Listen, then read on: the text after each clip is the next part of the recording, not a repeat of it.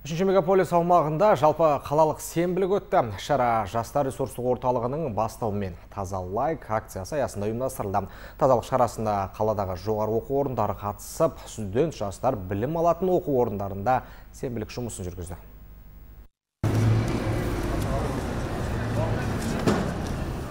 Жалпы қалалық сенбілікке шаһардағы жоғарғы оқу орындары мен колледж студенттері қатысты. Студент жастар өздері білім алатын мекеменің ауласы мен қаланың шырайлы аймақтарын тазалады. Жалпы бізге университет студенттеріне универдің аумағын тазалау міндеттелген.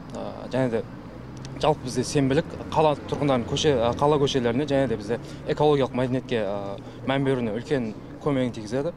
Жалпы осылай бізде жастар немесе студенттер дәл осылай қалаға немесе өзінің оқып жатқан мекемелерінде осылай сенбілікке мән берсе, бізде қала таза әрі біздің талабымызға немесе біз бұдан да көркем бола түсетін еді дегеніне мен сенімдімін.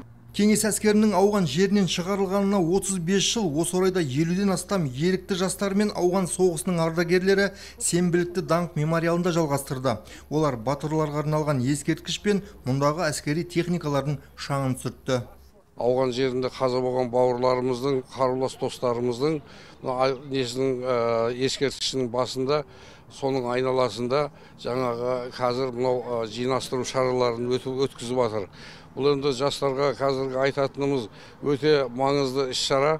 Бұл жастарға қатысып жатқан бір 50 шақты жастар барлықтарына үлкен рахметімізді айтып отырып, ауған соғысы ардагерлерінің атынан бұл еліміз әр уақытта тыныш болып, соғыс деген болмасын.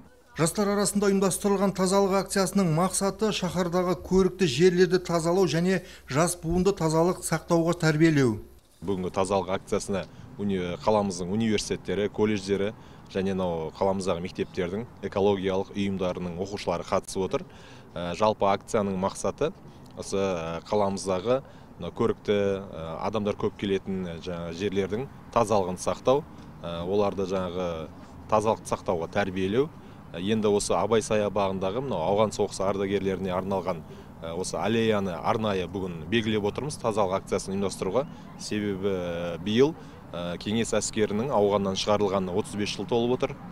Осы орайда бүгін жастардың барлығын, волонтер жастарды, студент жастарды осында жинап, тазалық акциясын ұйымдастырып отырмыз. Сонымен қоса, бүгін бізге осы қаламыздағы ауған соғысы ардагерлері де бірге қосылып, осы акцияға атсалысып жатыр. Айта өтейік, жастар ресурстық орталығының басшысы тазалық акциясы алдағы уақытта жалғасатынын айтты. Нұрлан Пайызов, Амантай Әуелбеков, Диана Лиғызы, жаңалықтар.